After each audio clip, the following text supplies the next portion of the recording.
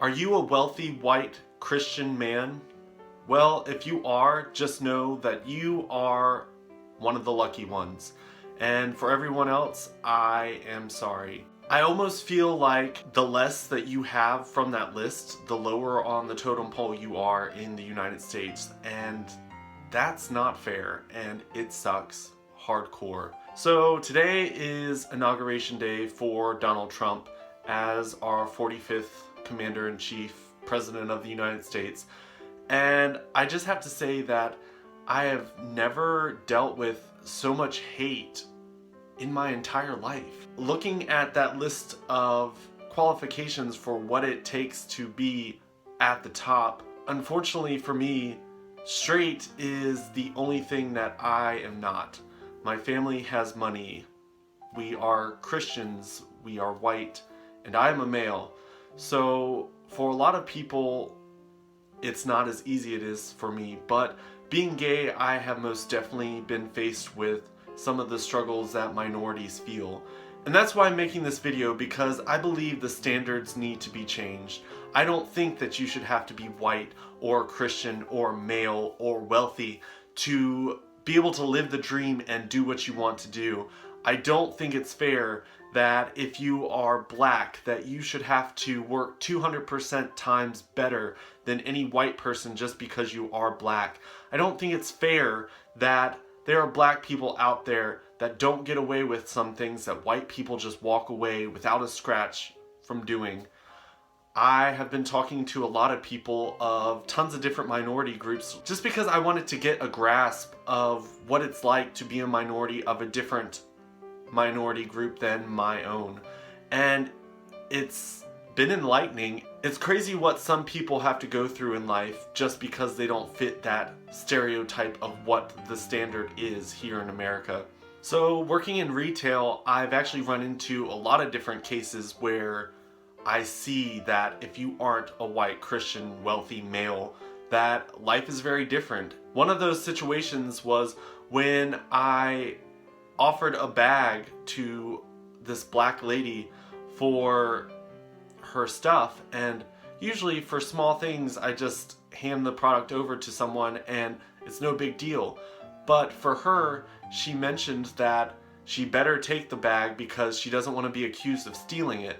And that's something that's never crossed my mind, because as a white male, I've never been accused of stealing something.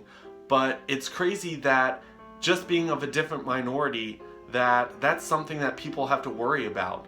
I was talking to one of my friends and she was told that she couldn't be as careless as her other friends because she was black and they were white, and they would be allowed to do something that she would get in trouble for.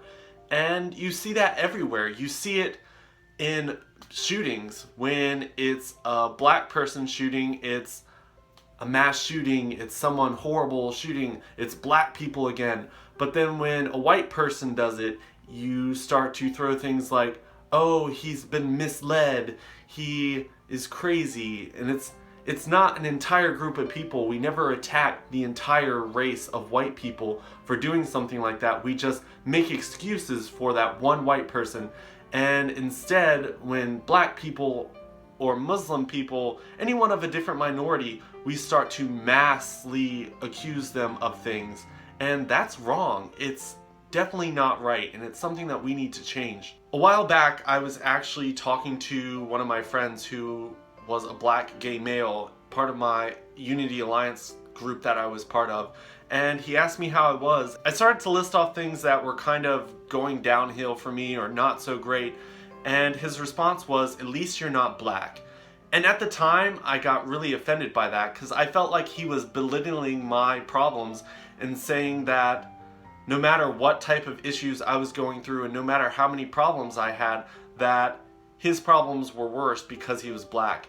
And at the time, I really didn't see that, and I kind of got really offended and felt attacked. But after talking to a lot of different people and seeing how poorly people are treated just because of their color of their skin, I realized that what he said was true. And that is sad that we live in a country where someone can say, at least you're not black, and that be a real thing. Like, that should never be a thing.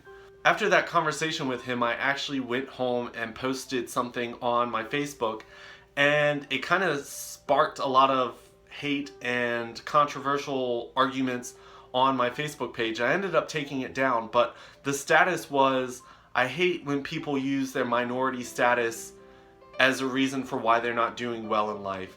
And I personally posted that because as a gay person, I would never want to use me being gay as a reason for why I didn't get something. Even if that is the case, I don't want to be a victim in my life. I don't want that to be a thing that I can use as a crutch in life. But looking back now, I feel really stupid for posting that, just because we've pretty much made it impossible for a black person to succeed in life. And you can look at President Obama. Him and his wife were amazing people and did a lot of good. And there's still people attacking them and saying that they weren't able to do their job and they didn't do well as president and first lady. We even had one of the West Virginia senators say that Michelle Obama was a gorilla in heels. It just shows that no matter how educated and no matter how high you go up on ranking in the country, that just because you're black, you are now ranked lower than people. Something else that I've recently realized was what white privilege really means. And that's something that one of my old roommates, her name was Jessica, talked to me about and constantly was trying to shove down my throat that I had white privilege. And at the time, I was, once again, very offended that she felt the need to shove that down my throat. I think it's possible that the angle she came from was a little bit too aggressive for someone like me, just because I've never considered myself racist. I don't judge anybody by the skin color, mainly because being a minority myself, I know what it's like to be attacked for who you are, and it's something that you can't change. So I most definitely would never want someone else to feel that way. And I kind of felt like her telling me that I had white privilege was her calling me a racist, which wasn't the case. Telling me I had white privilege is exactly what I needed to hear, but it fell on deaf ears because I couldn't understand where she was coming from. But it's true. I do have white privilege. There are things that I am given in life just because I'm white, just because I'm a male, just because I'm a Christian. And she also pointed out that being gay isn't as big of a crutch, which was another thing that really offended me because I am gay and I've been attacked for it. And for her to tell me that it wasn't as big of a crutch really hit me hard. But she had me once again, because being gay is something that I can hide if I needed to. If I was in a situation where being gay was not safe, I could pretend to be straight.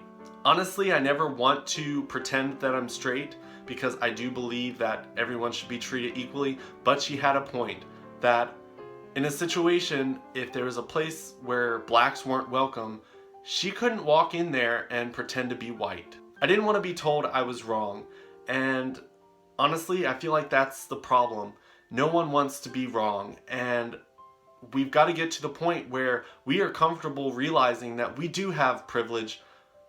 A lot of us have privileges in different ways, and the higher you are up on that list, meaning white, wealthy, Christian, male, the higher you are on that, the more likely you are to be given special privileges that you wouldn't be given if you were lower on that list, and that's sad.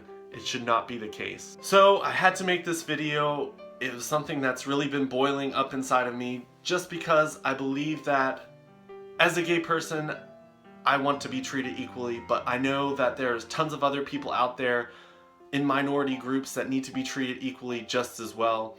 So I'm hoping that with Trump being president, the minorities can stand together and realize that everyone needs to be treated equally. One of the things I believe needs to happen is when you see racism or sexism or anything isms, you need to make sure that you get it cut out. So if you believe your boss is a racist, you need to report him to HR. You need to make sure that racist people do not have positions of hiring power, because I don't think it's fair that someone who doesn't like black people, someone who doesn't like gay people, someone who doesn't like women, I don't believe someone like that should have a power spot.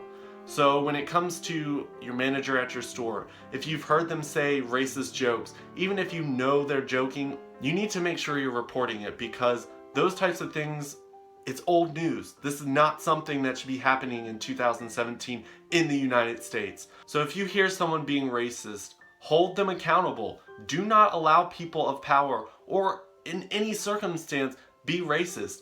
They need to be spoken to. This problem has to be fixed. It's not something that we need to wait any longer to fix. It scares me to death that Donald Trump has said a lot of hateful things against a lot of different minority groups, and to be honest, it scares me to see what's going to happen in the next 4 years.